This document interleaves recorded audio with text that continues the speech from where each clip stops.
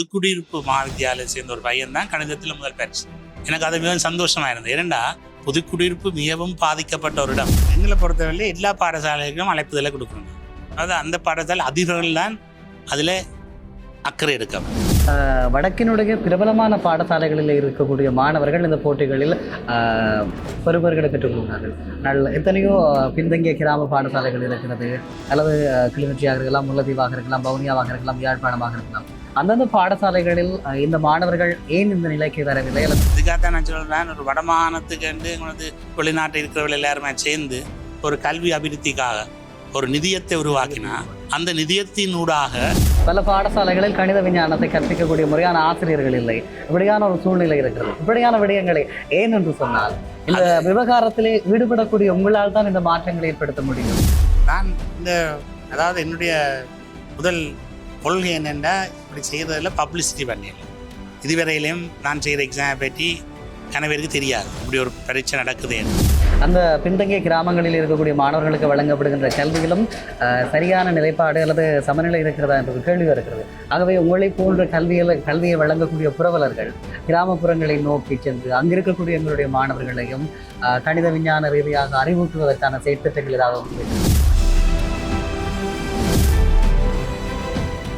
வணக்கம். மற்றும் ஒரு சிறப்பு நேர்காணலினூடாக சந்திக்கின்றோம். குறிப்பாக எமது சமூகத்தினுடைய கல்வி வளர்ச்சி தொடர்பாக தொடர்ச்சியாக பணியாற்றி கொண்டிருக்கக்கூடியவர் சட்டத்தரணி செல்வஸ்கந்தன் அவர்கள். குறிப்பாக பாரதியார் சொல்லுவார், 16,000 மாட மாளிகைகள் அமைப்பதிலும் 1000 அன்னச்சத்திரங்கள் அமைப்பதிலும் ஒரு ஏழைக்கு எழுத்தறிவித்தல் மிகப்பெரிய ஒரு விடயம் என்று சொல்லி, அந்த வகையில் கடந்த 10 ஆண்டுகளாக மிகப்பெரிய கல்வி பணிகளை ஆற்றிக் கொண்டிருக்கக்கூடிய சட்டத்தரணி செல்வஸ்கந்தன் அவர்களை சந்திக்கிறோம். வணக்கம். வணக்கம். குறிப்பாக எங்களுடைய சமுதாயத்தில் வடக்கை மையப்படுத்திய இந்த கல்வி பணிகள் தொடர்ச்சியான உங்களுடைய பணிகள் எப்படி இருக்கு? என்னுடைய கல்வி பணி வடக்கை பொறுத்த மட்டும் 2007ஆம் ஆண்டு ஆரம்பித்தது. அந்த ஆரம்பிப்பு எப்படி என்றால், இந்த கல்லூரியை மகாஜன கல்லூரியின் புனரமைப்பு நான் முதலாக என்றால், அந்த கல்லூரி அதாவது அந்த ஹை செக்யூரிட்டி ஜோனில் இருந்து எல்லாம் சீரழிஞ்சு போயிருந்த நிலையில் அந்த கல்லூரியை மீண்டும் கட்டி எழுப்பி மாணவர்களுக்கு ஏற்ற வசதிகளை கொடுக்கணும் நோக்கத்தோடு ஆரம்பிக்கப்பட்டது. அதைத் தொடர்ந்து இந்த கல்லூரி நன்றாக செயல்பட தொடங்கிய பின்பு 2015ஆம் ஆண்டு இந்த பரீட்சையை ஆரம்பித்தேன். அதுக்கு காரணம் என்னென்றால், யுத்தம் முடிந்து வடமாகாணம் கல்வியிலே மிகவும் பின்தங்கிய நிலைமையில் இருந்தது. குறிப்பாக கணித விஞ்ஞானத்திலே பின்தங்கியிருந்தது. ஆனால் நாங்கள் படித்த காலத்திலே வடமாகாணம்தான் முன்னிலையில் இருந்தது. ஸோ அந்த வகையிலே மீண்டும் வடமாகாணத்தை கல்வித்துறையிலே முன்னேற்ற வேண்டும் என்ற ஒரு நோக்கத்தோடு எனது தாயாரின் ஞாபகார்த்தமாகத்தான் இது ஆரம்பிக்கப்பட்டது. என்ற தாயார் சபாக்கியவதி ராசரத்னம் அவர்கள் 25 ஆண்டுகளுக்கு மேலாக இந்த கல்லூரியிலே சிறப்பாக கல்வி பணியாற்றி ஓய்வு பெற்றவர். அவரும் சமூகத்துக்கு கல்வி தொண்டு கணக்க புரிந்தவர். அந்த வகையிலே எங்களிலும் அது ஊறிவிட்டது. கல்வி தொண்டு, மக்களுக்கு சேவை, கல்வி செல்வம். நான் எனது பேச்சிலே சொன்ன மாதிரி ஒரு பெரும் செல்வம். அந்த கல்வி செல்வத்தை கொடுப்பதுதான் எங்களது கடமை. ஸோ அந்த வகையிலே இந்த பரீட்சை ஆரம்பிக்கப்பட்டு 10 ஆண்டுகள் மிகவும் சிறப்பாக நடந்து, ஆரம்பத்திலே ஒரு 500-600 பிள்ளைகள் தான் பங்கு பெற்றினார்கள். தற்பொழுது கிட்டத்தட்ட 2000 மாணவர்கள் அதிலே பங்கு பெற்றி கொண்டிருக்கின்றார்கள். குறிப்பாக எல்லா பெரிய கல்லூரிகள், வடமாநிலத்தில் இருக்கின்ற எல்லா கல்லூரிகளும், அதாவது வவுனியா, மன்னார், கிளிநொச்சி, புதுக்குடியிருப்பு, தொடர்ந்து அதாவது யாழ்ப்பாணம் குடாநாட்டில் இருக்கிற சகல என்படி ஹிந்து காலேஜ் என்று பார்த்திருப்பீர்கள், Hartley college, Mahajana college, Vaddukoddai Hindu college, அப்படி பல பெரிய கல்லூரிகளும் இன்று பங்கு பெற்றுவது மிகவும் மகிழ்ச்சியாக இருக்கின்றது. ஏனென்றால் தற்பொழுது இந்த பரீட்சை 5ஆம் வகுப்பு புலமை பரீட்சைகளுக்கு பின்பு கல்வியிலே வேறு பரீட்சை இல்லை, சாதாரண பரீட்சைக்கு போகும். அது அந்த 9ஆம் தரத்திலே இதை வைக்கிறதன் மூலமாக ஒரு மாணவர்களை ஊக்குவிக்கும் ஒரு நிலைமை ஏற்படும். இப்போ நாங்கள் கல்வி பயின்ற காலத்திலே தரம் 8, இப்போதான் தரம் அது 9, எங்களோட இடத்துல கிரேட் 8 என்று சொல்லுவாங்க. அது இப்போ இயர் 9 ஈக்குவல். எங்களோட காலத்தில் எம்பிடி என்ற ஒரு எக்ஸாம் இருந்தது. அதை ஃபுல்லாக சொல்கிறேன்னா, நார்தர்ன் ப்ராவின்ஸ் டீச்சர்ஸ் அசோசியேஷன் 8ஆம் வகுப்பில் இந்த எக்ஸாம் பொது பரீட்சை நடத்தி கொண்டார். ஆனால் அது எல்லா பாடத்துலையும் அந்த பொது பரீட்சையிலே பெறுபவர்களை வைத்துத்தான் 9ஆம் வகுப்புக்கு மாணவர்களை பிரிக்கிறது. கணித விஞ்ஞானம் ஒரு குரூப், வணிகம் ஒரு குரூப், கலை. அப்போ அது எங்களுக்கு ஒரு ஊக்குவிப்பாக இருந்தது அந்த நேரத்தில். அந்த ஞாபகார்த்தமாக மற்றது, அது 71ஆம் ஆண்டு நான் அந்த பரீட்சை எடுத்த போது வடமாநிலத்திலே நான் முதல் இடத்தில். ஸோ அதையும் மனதிலே கொண்டு தான் இந்த பரீட்சையை நான் ஆரம்பித்தது. ஆனால் இன்று மிகவும் சந்தோஷமாக இருக்கின்றது. இந்த பரீட்சையிலே பல மாணவர்கள் பார்த்துட்டு இன்றைக்கு எல்லா மாணவர்களும் பரிசு பெற வந்தார்கள். அவர்கள் மட்டுமல்ல, அவரது பெற்றோர்கள் எல்லோரும் வருவது ஒரு மகிழ்ச்சியை கொடுக்கணும். அதே நேரத்தில் அவர்கள் பங்கு பெற்றது வருங்கால மாணவர்களையும் இந்த பரீட்சையிலே தோற்றுவதற்கு ஊக்குவிக்கும். நிச்சயமாக இந்த சமூகம் போரினால் பாதிக்கப்பட்டு மிகப்பெரிய அளவிலே தேவையுடைய ஒரு சமூகமாக மாறிக்கொண்டிருக்கிறது. குறிப்பாக வடக்கினுடைய வவுனியாவாக இருக்கலாம், முல்லைத்தீவாக இருக்கலாம், கிளிநொச்சி இந்த மாவட்டங்களை பொறுத்தவரை தொடர்ச்சியான இந்த நிலைமை இருக்கிறது.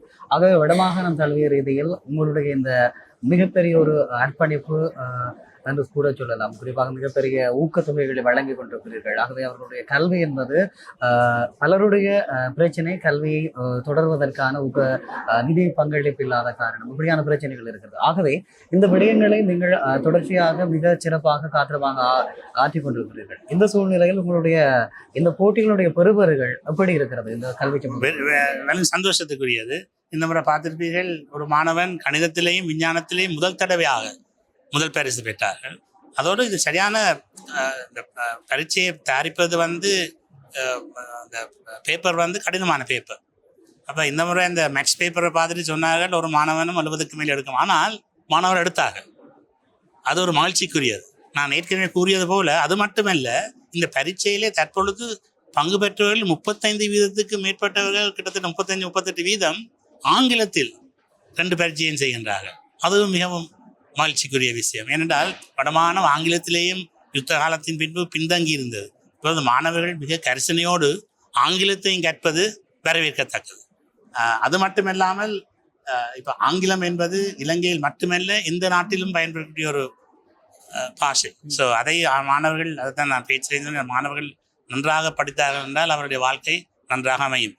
அது மட்டுமல்லாமல் போன வருடம் ஏனென்றால் மற்ற மாகாணங்களில் இருக்கிற பிள்ளைகள் 1, 2, 3, 4, 5 இடத்தை கணிதத்தில் விஞ்ஞானத்திலும் அகில இலங்கை ரீதியிலே காப்பூத்த உயர்தர பரீட்சையில் எடுத்த போது நான் யோசித்தேன், வடமாகாணம் ஏன் எடுக்க முடியாது, அந்த 5க்குள்ளே வர முடியாது. அதுக்காக போன முறை நடந்த பரிசு, அது மார்ச் மாதம் நடந்தது.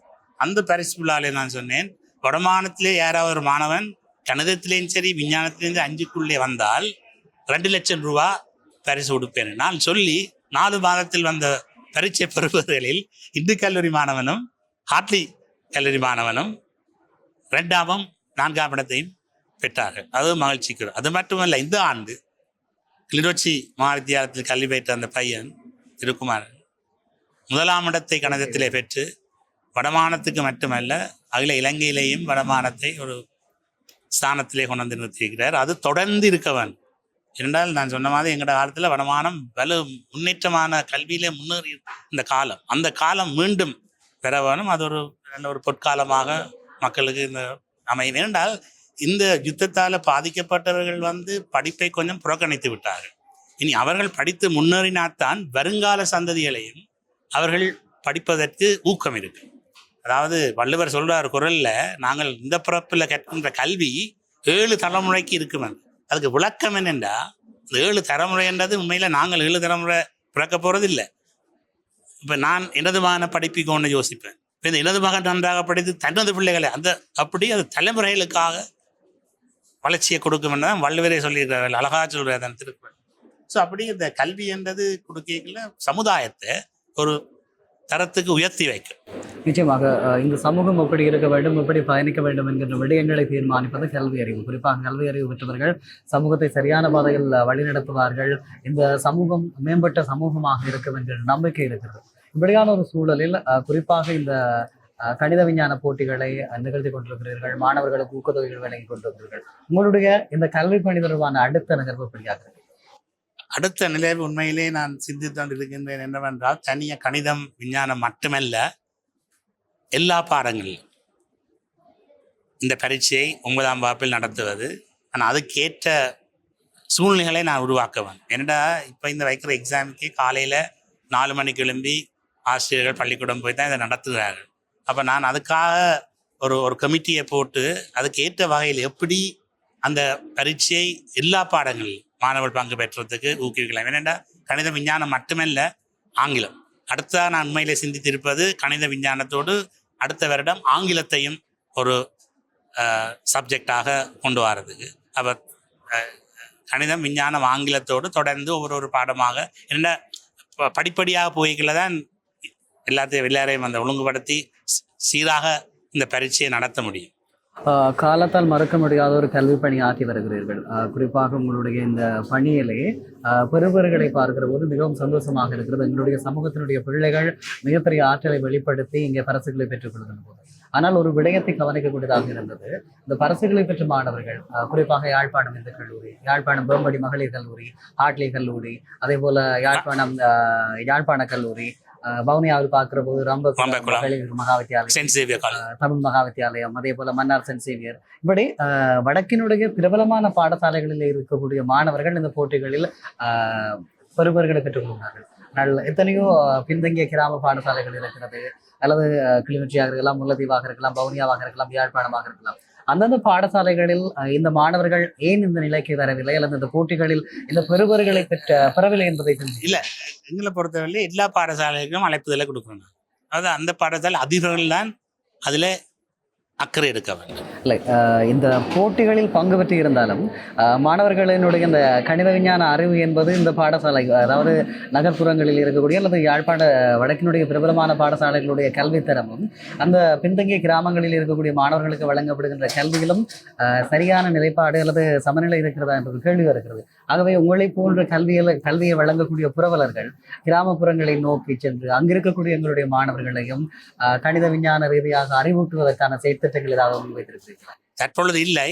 ஆனால் என்னது நீங்க சொல்வது சரி. என்னென்றா பின்தங்கிய மாணவர்கள் போட்டு அவர்களை கைவிடக்கூடாது. அவர்களும் முன்தங்கி இருக்கின்ற மாணவரோடு சேர்ந்து போகணும், கைகோர்த்து கொண்டு போக வேண்டும், ரைட்? ஆனால் அதுக்கு முக்கிய பிரச்சனை என்னென்றால் கல்லூரி இருக்கின்ற ஆசிரியர்கள் அதிபர்களின் தரம் சரி. அதாவது இந்த பரீட்சைக்கு பிள்ளைகள் பங்கு பெற்றுவதென்றா அவர்களை அந்த நிலைமைக்கு ஆசிரியர்கள் தான் கொண்டு வருவார். இப்போ அவைகளுக்கே இப்போ ஒரு பரீட்சை எடுத்து போட்டு அதில் மிக குறைந்த புள்ளி எடுப்பதில் பிரயோசனம். ஆனால் இப்படி ஒரு பிரச்சனை இருக்கிறது. சில கிராமப்புற அல்லது பின்தங்கிய பாடசாலைகளில் ஆசிரியர் பற்றாக்குறை என்ற ஒரு விடயம் இருக்கு. ஆசிரியர் பற்றாக்குறை என்ற ஒரு விடயம் இருக்கிறது. பல பாடசாலைகளில் கணித விஞ்ஞானத்தை கற்பிக்கக்கூடிய முறையான ஆசிரியர்கள் இல்லை. இப்படியான ஒரு சூழ்நிலை இருக்கிறது. இப்படியான விடயங்களை ஏன் என்று சொன்னால் இந்த விவகாரத்திலே ஈடுபடக்கூடிய உங்களால் தான் இந்த மாற்றங்களை ஏற்படுத்த முடியும். ஆகவே அங்கிருக்கக்கூடிய அந்த ஆசிரியர் பற்றாக்குறையை நிவர்த்தி செய்யக்கூடிய வகையில் அல்லது அந்த பாடங்களை வெளியில இருந்து ஆசிரியர்களை கொண்டு வந்து அந்த மாணவர்களை ஊக்குவிக்கக்கூடிய செயற்திட்டங்களை வருங்காலங்களில் உங்களுடைய இந்த பணியோடு சேர்த்துக் கொண்டால் இன்னும் நன்றாக இருக்கும். அதே போல இதே மேடையில் அவர்களும் இந்த பரிசுகளை பெறுவது உங்களுக்கு இன்னமும் ஒரு மகிழ்ச்சியாக இருக்கு. நீங்க சொல்றது சரி. ஏனென்றா இப்ப ஒரு 5 வருஷத்துக்கு முன்னம் நடந்த பரீட்சையில புதுக்குடியிருப்பு மகாவித்தியாலயம் சேர்ந்த ஒரு பையன் தான் கணிதத்துல முதல் பரிசு. எனக்கு அது மிகவும் சந்தோஷமா இருந்தது. ஏனென்றா புதுக்குடியிருப்பு மிகவும் பாதிக்கப்பட்ட ஒரு இடம் இந்த யுத்தத்துல. ஆனா அங்க இருந்து 5 வருஷத்துக்கு முன்னமே ஒரு பையன் முதல் பரிசை கணிதத்துல பெற்றான். அது ஒரு பாராட்டக்கூடிய விஷயம். அப்படி நீங்க சொல்ற மாதிரி இந்த டேலண்ட் என்றது ஒவ்வொரு இடத்துலையும் இருக்கு. அதை எப்படி நாங்கள் அந்த டேலண்டை வெளிப்படுத்த வேணும் என்றது அது எங்கட கையெல்லாம் இருக்கு. நாங்கள் எங்களை போல ஆக்கள் அவர்களோடு சேர்ந்து பங்கு பெற்றி அவர்களை ஊக்குவிச்சு நான் அதுக்கு அரசாங்கமும் தற்பொழுது தவித்து ஆசிரியர் பற்றாக்குறை, அதாவது எங்கட கல்வி முறை, இந்த கல்வி எப்படி அரசாங்கங்கள் கல்வி, அதாவது எங்களோட எஜுகேஷன் டிபார்ட்மெண்ட் இப்போ இந்த அரசாங்கம் புது முறைகளை கையாளுன்னு சொல்லியிருக்கு. வந்த முறைகளின் மூலமாக சீர்திருத்தம் வந்தால் அந்த இடங்களில் கல்வி அந்த பள்ளிக்கூடங்கள் முன்னேறது சந்தர்ப்பம். அது ஆஃப்கோர்ஸ் அதை நான் தனிப்பட்ட முறையில் செய்வது கஷ்டம்.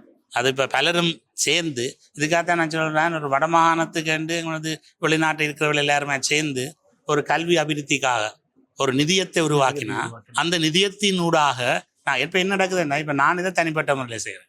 இப்படி பலர் சில விஷயங்களை தனிப்பட்ட முறையில் அதாவது நீங்கள் செய்து கொண்டிருக்கிறீர்கள். ஆகவே உங்களுடைய வழிபடுத்தல் என்பது அல்லது இந்த பாதையில் நீங்கள் முன்னே நடந்து வந்து விட்டீர்கள். ஆகவே எங்களுடைய தாயகத்தை பிரதிபடுத்தக்கூடிய புலம்பெயர் அமைப்புகள் நிறைய இருக்கிறது, புலம்பெயர் செல்வந்தர்கள் இருக்கிறார்கள். ஆகவே அவர்களை எல்லாம் வழிபடுத்தி அவர்களை ஒருங்கிணைக்கக்கூடிய ஒரு காலப்பணியை நீங்கள் செய்தால் இது எங்களுடைய கல்வி சமூகத்திற்கு செய்யக்கூடிய மிகப்பெரிய ஒரு அதுக்கு ஒரு அதாவது இந்த பின்தங்கிய பாடசாலைகளில் இருக்கக்கூடிய அந்த பாடசாலைகளுக்கு நீங்கள் நகரத்தில் இருக்கக்கூடிய திறமை வாய்ந்த ஆசிரியர்களை கொண்டு கருத்தரங்குகளை செயலமர்வுகளை செய்யலாம், அல்லது வார இறுதி நாட்களில் வகுப்புகளை நடத்தலாம். அப்படியான முயற்சிகளை நீங்கள் தனியாக செய்ய வேண்டும் என்று கூறவில்லை. அப்படியான ஒரு நிதியத்தை ஏன் இதனுடைய உங்களிடம் கூறப்படுகிறது என்று சொன்னால் இந்த படியில் நீங்கள் முதல் காலடி எடுக்க.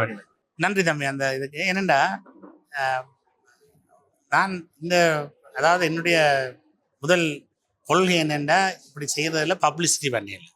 இதுவரையிலையும் நான் செய்கிற எக்ஸாமை பற்றி கணவருக்கு தெரியாது இப்படி ஒரு பரீட்சை நடக்குதுன்னு. ஆனால் இப்போ ஐபிசி தமிழ் மூலமாக இதில் வெளிப்படுத்திக்கல பலருக்கு தெரிய வரும் இப்படி ஒரு பரீட்சை நடக்குது. அதன் மூலமாக பல பேர் என்னை தொடர்பு கொள்ளலாம். அப்படி தொடர்பு கொண்டு நானும் அதுக்கு முயற்சி எடுக்கிறேன். எடுத்து பார்ப்போம். இன்னொரு 1-2 ஆண்டுகளில் ஒரு பொது நிதியத்தை உருவாக்குவதன் மூலமாக தனிய குறிப்பிட்ட பள்ளிக்கூடங்களுக்கு மட்டுமல்ல, ஒரு பொது கல்வி தராதரத்தை வடமானத்திலே உயர்த்துவதற்கான ஒரு நிதியத்தை உருவாக்கி, இப்போ நான் இந்த கல்லூரிக்கு ஒரு நிதியம் வச்சுருக்கேன்.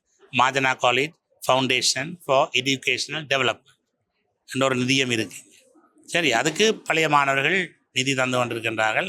அதன் மூலமாக நாங்கள் ஒரு 145 பிள்ளைகளுக்கு மாதம் மாதம் பணம் உதவி கொடுத்து அவைகளுக்கு உதவி செய்து கொண்டிருக்கிறோம். அது இந்த கல்லூரிக்கு மட்டும். அதே மாதிரி ஒரு நிதியத்தை நாங்கள் வடமான ரீதியில் உருவாக்கி அதன் மூலமாக பின்தங்கிய பாடசாலைகளுக்கு ஆசிரியர் பற்றாக்குறைக்கோ அல்லது நீங்கள் சொன்ன மாதிரி வழி இடங்கள்லேருந்து ஆசிரியர்களை கொண்டு அவர்களுக்கு கல்வி ஊட்டுவதன் மூலமோ அல்லது இந்த முறை காணொலி மூலம், அது என்ன சொல்கிறது, நீங்கள் தமிழில் ஆன்லைன் நிகழ்நிலை மூலமாகவோ நாங்கள் அவைகளை இந்த கல்வி தரத்தில் முன்னேற்றத்துக்கு முயற்சிக்குவோம். அதுக்கு நான் முதல் சொன்ன மாதிரி நான் ஒரு தனி மனிதனாக அதை செய்வது கஷ்டம். பலரும் சேர்ந்து ஒன்றிணைந்து, இதில் ஒரு முக்கியம் என்னென்றால் எங்களுக்குள்ள அந்த ஈகோ கண்டொண்டு இருக்கப்படாது. நான் பெரிதா நீ பெரிதான்ற ஒரு போட்டி மனப்பான்மை இல்லாமல் நாம் இந்த சமுதாயத்துக்காகத்தான் இதை செய்கின்றோம் என்ற ஒரு நிலைப்பாட்டோடு செயல்பட்டால்தான் இந்த சமுதாயத்தை உருவாக்கலாம். அநேகமான இடங்கள் என்ன நடக்குது என்றால் போட்டி பொறாமை உருவாகின்றது. இதுக்காகத்தான் நான் இதை பற்றிய பப்ளிசிட்டி கொடுக்குறேன். அதை தவிர்க்கிறது எனக்கு நான் என்னுடைய வாழ்க்கையில் உதவி செய்ய விருப்பம், இந்த உதவி செய்ய. ஆனால் அப்படி ஒரு போட்டி பொறாமை இல்லாமல், நான் பெரிது நீ பெரிது என்ற ஒரு எண்ணம் இல்லாமல் சமூகத்துக்காக ஒரு நிதியத்தை உருவாக்கி கல்வியை அபிவிருத்தி செய்வதற்காரியத்தை உருவாக்கி செயல்படுவதன் மூலம் நிச்சயமாக வடமான கல்வியை உருவாக்கலாம். பாருங்க, இப்போ ஒரு சிறந்த எக்ஸாம்பிள். நான் இதை தொடங்கி 10 வருஷத்துக்கு இல்லை, இன்றைக்கு வடமானத்தில் 3 பையன்கள் 5க்குள்ளே வந்துட்டாங்க 2 வருஷத்துக்கு இல்லை. அப்போ பாருங்க, அப்போ தொடர்ந்து நாம் இதில் ஒரு முயற்சி மூலம் இதை எக்ஸ்பேண்ட் பண்ணலாம். என்ன சொல்றது, நாம் மற்றவர்களுக்கும் அதை பங்கு பெற்றுவதற்கு ஒரு சந்தர்ப்பத்தை உருவாக்குவோம் என்றால் நிச்சயமாக நாங்கள் அந்த பலனை அனுபவிக்கலாம். நிச்சயமாக காலத்தினால் மறக்க முடியாத ஒரு பணியை ஆற்றிக் கொண்டிருக்கிறீர்கள். உங்களுடைய பணி தொடர வேண்டும். அதே நேரம் வடக்கோடு இந்த நிலவரம் நிறுத்திக் கொள்ளாமல் தமிழர் தாயகம் பறந்து உங்களுடைய பணிகள் ஆற்றப்பட வேண்டும் என்ற வினயமான வேண்டுகோளோடு விடைபெறுகிறேன். நிச்சயமாக ஏராளமான புலம்பெயர் உறவுகள் இந்த காணொலியை பார்க்க முடியும். அவர்களும் உங்களோடு சேர்ந்து இப்படியான பணிகளில் ஈடுபடுவார்கள் என்ற நம்பிக்கையோடு விடைபெறலாம். நன்றி நன்றி நன்றி நன்றி நன்றி நேயர்களே.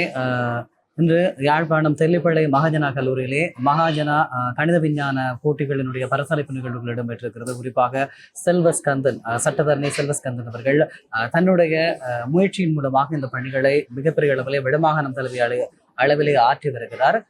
அவருடைய இந்த பணி இன்னமும் மெருகேற வேண்டும். அதற்கான வாழ்த்துக்களை சொல்லிக் கொண்டு விடைபெறலாம். நன்றி.